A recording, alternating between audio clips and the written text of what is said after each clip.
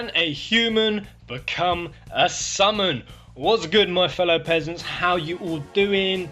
I said I'd do this disclaimer very quickly. Again, if you're clicking on this video, this is part 3 of 3 of a trilogy of videos that are all linked, all conjoined. If you haven't seen part 1 and 2, this is going to make absolutely fuck all sense. You're probably going to listen to this and think I'm insane. If you don't think that already, which you probably do. Now with that out the way, can a summon, or can a human become a summon? Can a human be a summon? So I had that video, that question in my head after the Knights of the Round situation, after that video, after those connections. You know, if King Regis is the 13th Knight, it begs the question of, okay, can a human become a summon? And therefore, in turn, can a human be a summon? And this is what I meant when I said that as these theories were evolving from my first video, the mother video, they were all just connecting, because no sooner was I asking myself that question when along came the French charismatic guide. What's good, brother? I love you, man. You've made my hype so high. The French charismatic guide, he came along and he put out there that he has a Leviathan Gentiana theory. Now I jumped on that. I thought, holy shit, that cannot be the missing piece of the puzzle. I already had in my head, can a summon in Final Fantasy 15 be a human, or can a summon be in the disguise of a human? And along came this fella already with a theory in mind, posted on June the 20th for Gentiana being Leviathan. Holy fucking shit. We're doing it, guys. We're doing it. We're going down. We are this deep in the theory tunnel now. Can you feel it? Can you fucking feel it?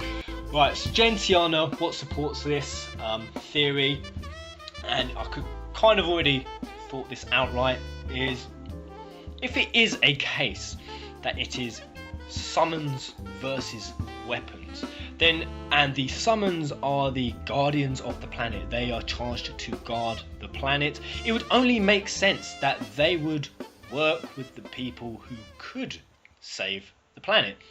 Now, who do we know has the power to save the planet? Of course, Luna does. She's an oracle. She is the one who has the power to hold back the plague of the star. So would it not make sense that these summons would hold a huge interest in her?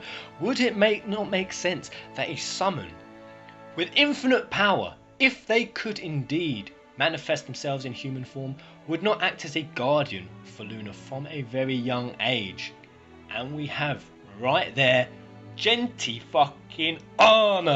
There she is, Gentiana. Now this guy, he went into a lot of detail, really brilliant. I'll put the links in the description, but one of the first points you'll come across that is the absolute clincher is when Tabata said her assistant Gentiana is not just any assistant, rather she herself is also a special existence, you could say.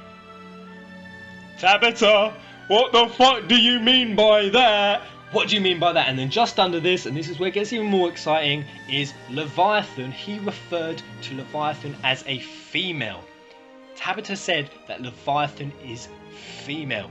How often does that happen? Whenever does a game director refer to, you know, you'll see Shiva obviously a she, you'll obviously see Ifrit as a he, but Leviathan, typically he has, you know, the last time we ever had summons in the forms of human, Final Fantasy 4 I think it was, I think that was the last time summons ever manifested themselves in human form. I mean, there was FFXV Terror, but that don't really count. She was half summon, half human, and she kind of changed forms. It wasn't really the same thing. The last time we ever had a Leviathan, he was king of the summons, and he was a he.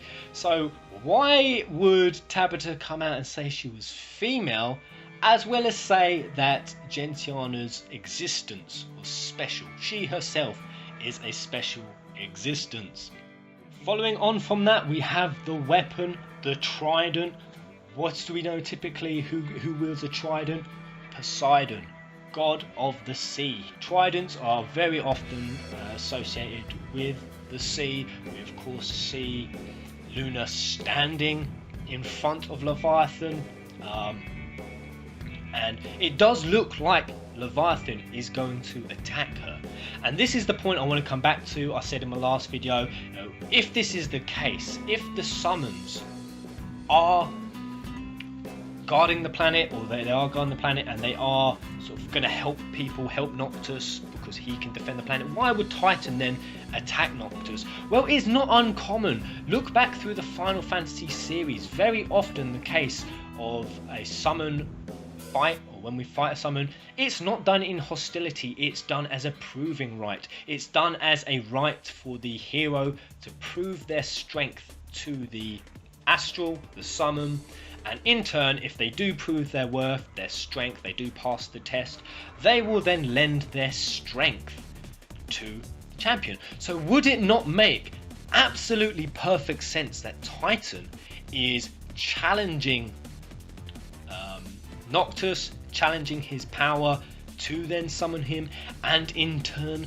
Gentiana in the form of Leviathan is fighting Luna to see if she passes the test, and if she passes, she's been her tutor, her mentor. Is this a mentor versus student fight going here? Proving ritual. It makes perfect sense. It's been throughout the Final Fantasy series. And then another point he picked up on, which also just continue to support his point, is the quote of Luna is a highly revered oracle with the ability to talk to the gods. She is the youngest oracle ever, so she does have the ability to talk to the gods. Could the gods, being summons, is that what they call the gods? The astrals, are they seen as gods of Eos? The next quote: the dog is not a pet, but perhaps is similar to Gentiana. Now, that is a real telling point there. It's been highlighted throughout E3 that the dogs are very, very important. And why would Tabata in any way, shape or form compare the dogs to Gentiana? Is it that Gentiana is in fact Leviathan? I'm highly convinced of it by this point. And in turn, the dogs, I can't remember their names. What were their names? Umbra and Prina. We saw in Brotherhood, Prompto, he returns one of them. Could they also be summoned? Is that what Tabata means? Is that what he means when he says that Gentiana is similar to the dogs? Is that what Tabata means when he says their existence is special? And are we going to leave it there? Are we going to leave it at Gentiana being Leviathan incognito? Hell no, we are not. If Gentiana is indeed Leviathan incognito, defending and raising Luna to fulfill her duties to the planet, she's doing it to protect the planet. That's why she's with Luna. That's why Leviathan fights Luna as a proving ritual.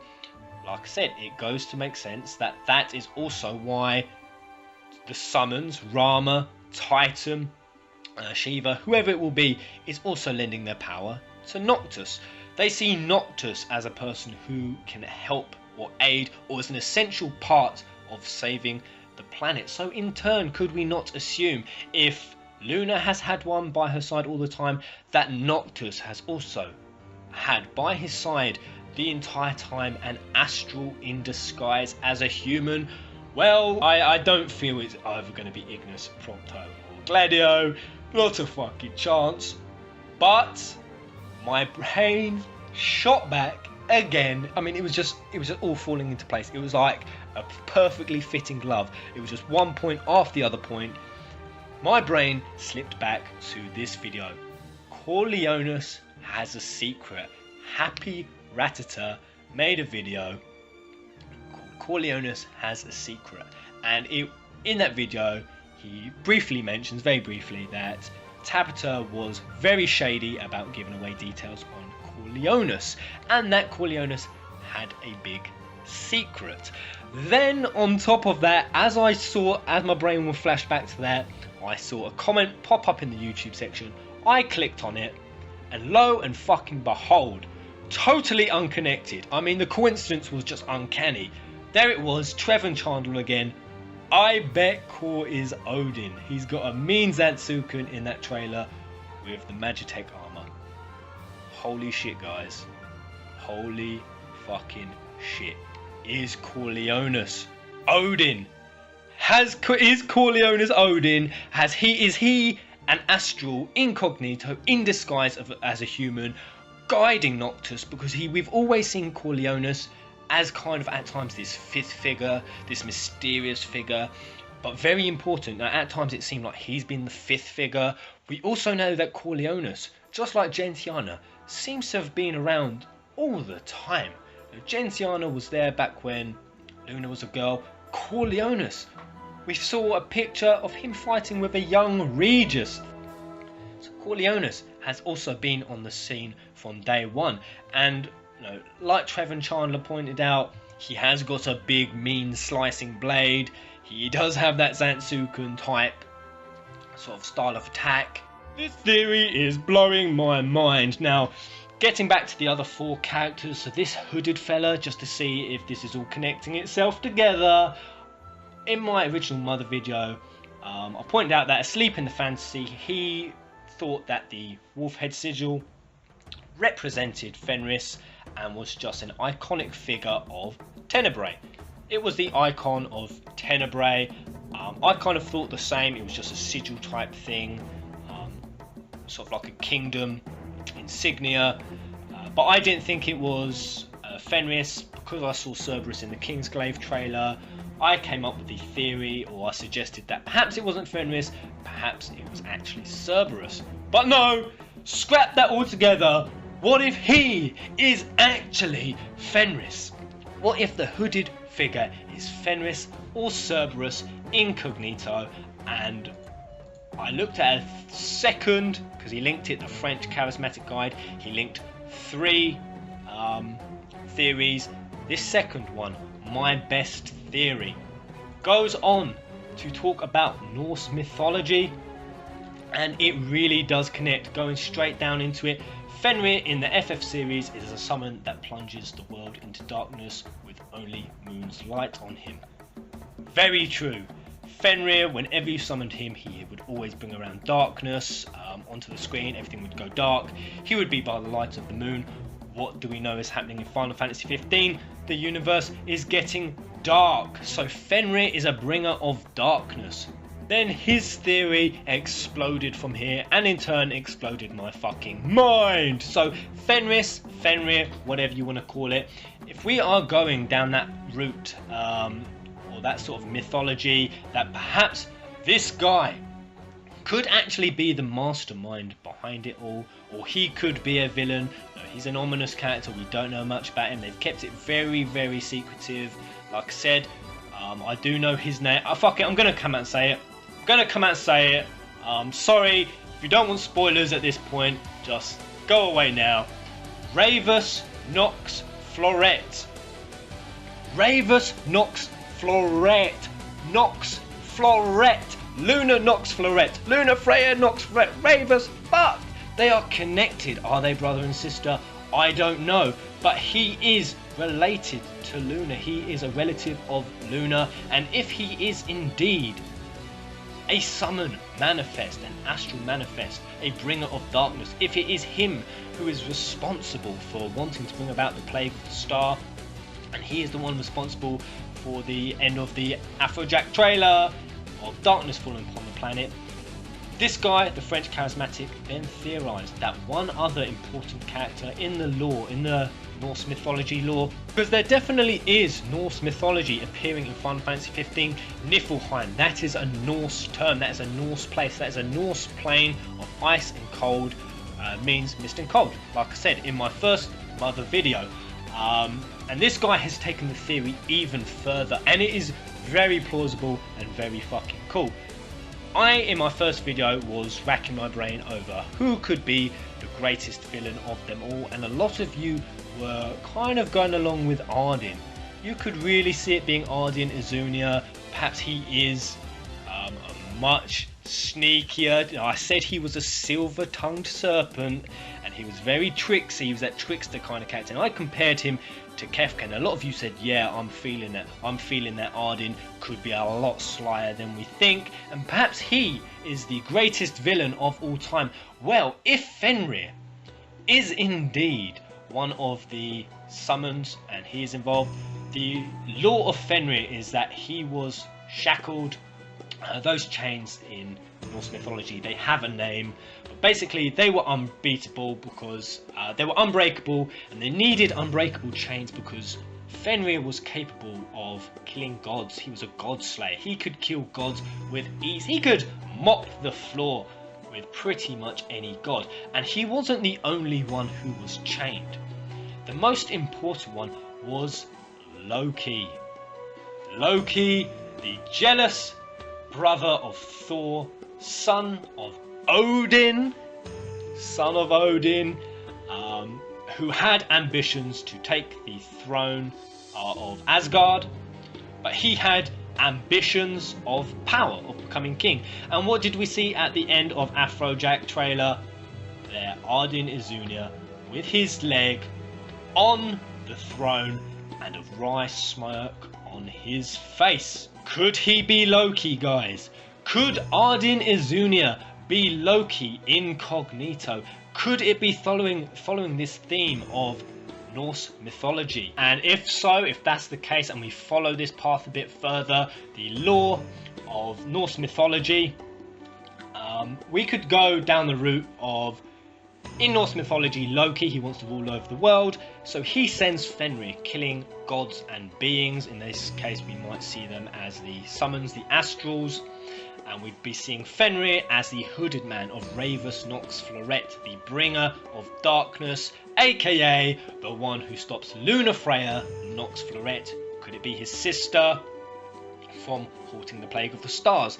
That's how he goes about bringing the darkness, on the behest of Loki, who has powers, ambitions, to rule over the throne.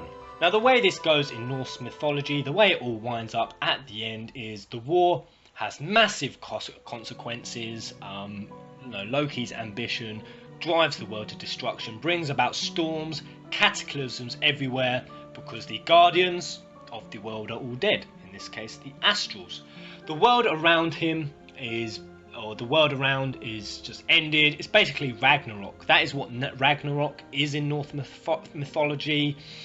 Fenrir brings about Ragnarok, and we saw Ragnarok in Final Fantasy 13. There was a lot of hints to Ragnarok, so this isn't the first time the trilogy has used it. Fang in Final Fantasy 13, she becomes Ragnarok, but she manages to resist its power and instead uses its power to save the world. But in Norse mythology, the world gets completely destroyed, and by the time it's all over, there is no kingdom left. There is absolutely no kingdom left, and this struck another bell in my mind. I don't think he even mentioned it. The French charismatic guide, I don't think he even mentioned it, is that there's actually a song called Reclaim Your Throne. Reclaim Your Throne being the exact same point in the Afrojack trailer. That was called Reclaim Your Throne, as Noctis is returning to reclaim his throne at the end. In the song Reclaim Your Throne, there is a lyric that specifically says, or there is a line that specifically says,